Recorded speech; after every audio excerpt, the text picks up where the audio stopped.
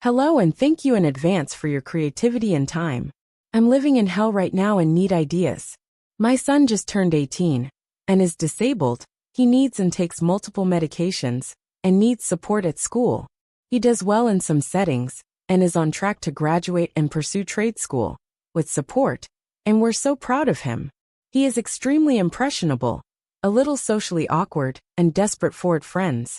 For years we've struggled because he gives his possessions away, gets in bad situations, someone offering to sell him rocks at a park, him thinking they are collectible polished gemstones. So he asks to see them, and then freaks out when he realizes they're drugs, and is easily bullied. He will do anything to be liked, which breaks my heart. And we're working on it in therapy, with trusted adults, etc. The grown man. This guy is 28 years old. Let's call him Quentin. He's frequently homeless, often sleeping in a tent in parks. Or, he'll get a voucher from our city to stay in a motel.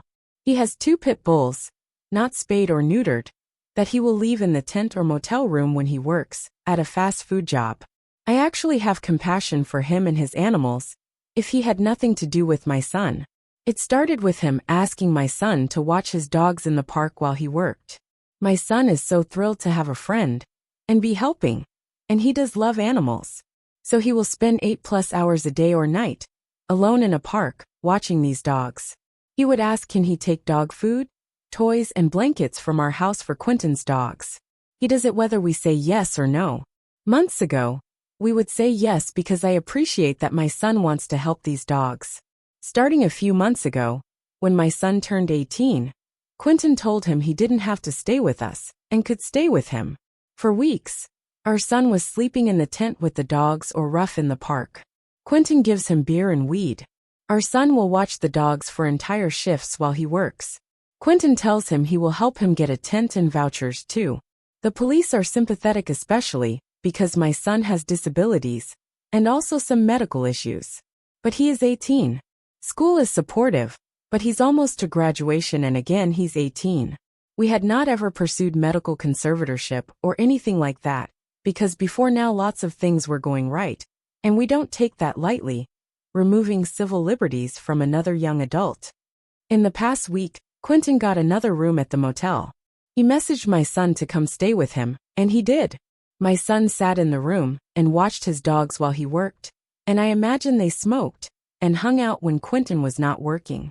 My son would respond to text messages from us, but asserted he is an adult and can go where he wants. He missed a week of medication, school, part of his part-time job, and another important appointment.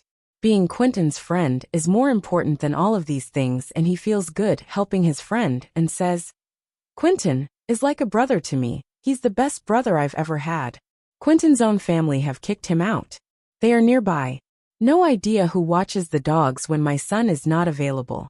Quentin doesn't drive, and earlier this week my son gave Quentin his bike because he needs it more than me. Our son came home yesterday and had a complete psychiatric crisis because he's been unmedicated and probably also high/drinking for so many days. His medical issues are exacerbated. He was banging his head on the concrete floor, and when we called emergency services, he spit at the police, so they put a spit hood on him and restrained him. It was horrific, and he was begging for help. We're not sure when he will be stable enough to come home, and may need a medical procedure. He was coherent today, crying, apologizing, but still 100% certain Quentin is his friend. I also feel terrible because I know that at age 18 it's a good thing for my son to be not telling us everything, having his own friends and life, etc. I look forward to that day. He does have other friends who are closer to his age, and their hanging out is more appropriate. But these other kids have busier lives and more responsibilities. They aren't available 24/7. Quentin is, and my son feels so good when his phone pings, and it's his friend needing him. How can I make this man's life miserable? Or at least make it too uncomfortable or risky to keep hanging out with my son? Nothing to harm or stress the dogs, please. It's not their fault, and my son would never forgive me. Commenter. Sounds like you might need to pursue medical conservatorship, which I know you don't want to do, but it sounds like you definitely have grounds, and it's the lesser of two evils at this point. I don't see things ending up well without intervention. OOP. Thank you for this, and others who prompt me to reconsider conservatorship. I called a lawyer on Monday. I had already done research and collected that info, but had a lot of hope that once sheltered work started up, and he had less free time, it might not be necessary. Commenter. Pay someone to be your son's friend that's more of a caretaker? Honestly, this guy sounds at the very least like a scammer. Sometimes the only way people into deep in one scam is a second scam. It's sad, but there's literally a bot on r/scams for recovery scams. Basically people promising to recover your loss for some fee. It's not great, but if you could afford someone to offer better friendship, and then point out that his old friend is lame, it'll be like positive peer pressure? Maybe help the person could help them join appropriate opportunities for new friendship, then phase out. OOP. This is another great idea, and I appreciated the comments below it here in the thread. I have reached out to some young adults older than him that might serve as mentors or fitness coaches. Hang out with him, work out, play basketball. Build positive connections with people who don't wish him ill. Thank you for this. I have a few possibilities here in our area. Commenter. If it was my son, there's nothing I wouldn't do to ensure his safety and well-being. My advice would be to just make this man's life miserable. Contact his work and make complaints against him. Tell them he's selling weed or is abusive to customers. If he has a room, report him for dealing drugs and threats of violence. If he stays in the park, phone the police and claim his dogs are attacking people in the park. All anonymously, of course. Maybe nip down to the park late at night and set off a shitload of fireworks near to his tent. Do this over and over again. Make it your life's mission to ruin him. He'll move on when it all gets too much. My son is autistic too, and him being taken advantage of is a great worry for me. I hope it all works out for you. OOP. Thank you for this. I did contact his employer, because my son isn't the only teen in the neighborhood Quentin is giving alcohol to. I also contacted management at his motel where he occasionally stays to let them know this person was letting a vulnerable teen stay there and miss school and meds, and that it was surely against their policy. Quentin was not happy. I contacted his work and the motel. I felt really empowered by so many of the comments here to engage around this and make his life more difficult. Commenter. Get rid of the dogs. Go on Facebook and post how they are being abused, and an intervention must take place.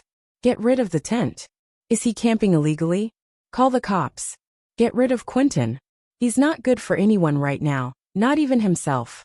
A major intervention is 100% necessary for all parties involved, for the police, for you, and for your son.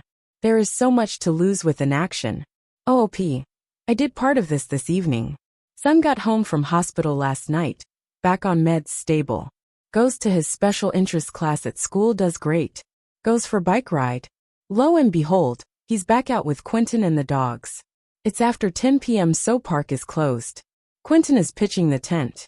I called the non-emergency line to let the police know a homeless man with 2 pit bulls was sleeping in that park near the playground. Police went and moved him, sent son back to us. I will keep doing this. I might also flyer homes near the park to let them know there's a homeless man with 2 pit bulls who provides alcohol and weed to teens in the park near their home, to help make it less comfortable for him to be there. Thank you for this advice. Commenter. You could see if Quentin would accept cash and a bus ticket to leave town. It would be the least messy way to disentangle him from your son. Or if you can round up a group of scary people and a van, a different kind of ride out. I appreciate and applaud the autonomy you've given your son, but it's time for his own sake. OP. Thank you for this. I did go find Quentin after seeing this advice and offer him cash to leave son alone and stop taking his calls. He refused and promptly told son that I had offered. He also told my son I'm too attached to him. 4 months later, a few months ago, I came here asking for tips to help get a man named Quentin out of my son's life. I'm super grateful for all of the ideas and many kind words. As of today, and for the last 3 months, my son is happy and healthy. We found a transitional living house for him with 5 other young men and 2 house managers and a dog. He's learning to adult, learning to cook, clean, and get a job. It includes therapy, gym, everyday yoga, skateboarding, truly a dream come true. The house is about 40 minutes away from where Quentin lives, and my son feels he has friends, is purposeful and feels adult, and is learning and busy. They will also do job training. Before this happened, I took as much of your advice as was possible. I contacted the manager at Quentin's workplace and the motel he occasionally stays at. I told them Quentin was allowing a disabled teenager to stay with him and giving him and other teens alcohol. Manager is local small business owner and took my information seriously. I also went to motel and pointed out the sign that said all guests must have ID. My son does not. I told manager I hoped he was abiding by rules or I'd contact corporate. I also started calling non-emergency PD line when he was camped after park closing time and leaving his dogs during the day. PD would move him along. Someone had the great advice of being his best friend and showing up all the time. So I did. Quentin wants to see my son. Hey, here I am too. I'm at the park, I'm at your work, I'm near the motel. I even prepared flyers to let others in the park neighborhood, with a playground for small children, know about the tent, camping, and unsupervised, unneutered pit bulls. Quentin got increasingly upset. He said I was stalking him, and he was going to call the police. I said politely, please do. I'd love to tell the police more about what you're doing with my son and other vulnerable young people. I told him, you want to be in my son's life. I'm in your life. Up to you. I really felt bold after all of your advice and the encouragement. I was willing to keep going for the long haul. In the meantime, we found a lawyer, and I started tapping into resources to find my son some kind of job training, because he really wants to help and feel grown up. For a few weeks, he was working at a drugstore through a program through a local agency. That was huge for him, stocking and cleaning and helping people. It also kept him busy for about a month and kind of removed Quentin slightly. Quentin either got sick of seeing me or afraid of losing his job. The location of the motel he had been staying at occasionally stopped letting him, so he had to start using another location much farther away. Farther to walk to work and harder to deal with. I think he realized my son wasn't worth the trouble I was causing and just stopped contacting him. Thank you so much for all of your ideas. I was so focused on trying to fix it from my son's end.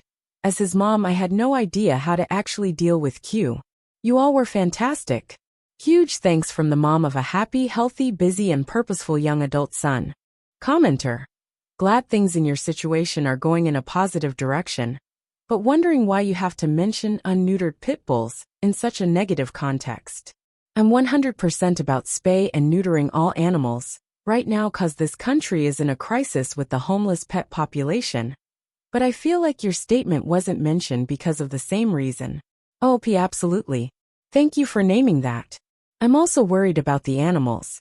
One reason I struggled at first with what to do is if my son weren't a factor, I would feel drawn to helping Q and his animals, or at least pointing him to resources for that.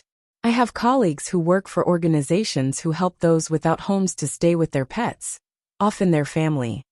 Since I wrote the first post, one of these dogs has had puppies. I also tried to help my son realize that he wasn't responsible for the dogs, and it was a hard life for all of them, until it became clear how in danger my son was. I guess I mention it as another example of how the adult in the situation was not being responsible, and how the untended dogs were not safe for themselves or other unfixed animals who might come into the park. For me, the state of the animals is also sad, and one reason my son was so compelled to help, which is a negative. I feel for them thought, and never wanted to harm or scare them. Commenter. For anybody in Houston, Texas that may see this, I work for a nonprofit SER Jobs. We offer training and licensure to youth, young adults, and veterans. Financial literacy assistance for everybody. Our goal is long-term financial stability through training and job placement, and financial education. We are completely funded by federal, state, city, and private donors. All classes, certifications, and licensure are completely at no cost to you, the member. Please look us up. Please donate if you find it something that you support, and help us to continue our mission. SER Jobs for Progress in Houston, Texas. Find us at surgeobs.org and on Facebook, Instagram, TikTok, and any other platform I missed. We have community events that you can participate in, and help us continue to serve anybody who wishes for a brighter future. ETA. Sorry if it may sound like taking Tnerian from OP, but our services are helping many in this situation, and we will do anything it takes to see our members succeed. I may just be admin and accounting, but I wholeheartedly believe in our organization and mission. OP, thank you. Amazing. Yes, an org like yours is helping us immensely, and I am so grateful others can help my son, and I can be his mom. Thank you for your time and work.